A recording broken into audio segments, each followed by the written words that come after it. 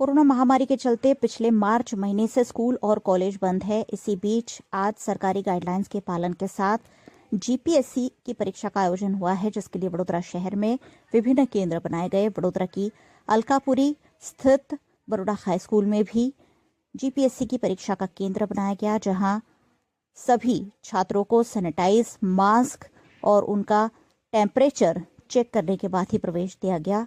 सभी छात्रों ने उत्साह के साथ पीआई बनने की यूपीएससी परीक्षा दी।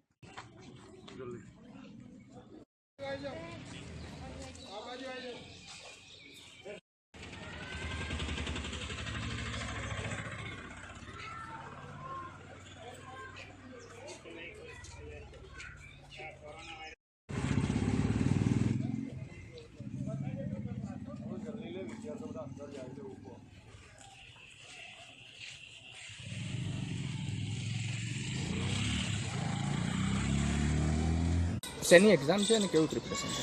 પીઆઈની એક્ઝામ છે, ક્લાસ 2 એક્ઝામ છે। છેલ્લા 6 મહિનાથી એનું વેઇટિંગ જ ચાલતું હતું। અત્યારે આવ્યું છે એક્ઝામ। હવે જોઈએ શું થાય છે શું નહીં। સારું છે, એક્ઝામ તો લેવાઈ છે સરકારના આદેશ પ્રમાણે, ગાઈડલાઈન પ્રમાણે। શું થાય છે આગળ હવે અંદર જઈએ ત્યારે ખબર પડે। શું નામ છે આપનું? શૈલેન્દ્રસિંહ રાજપૂત।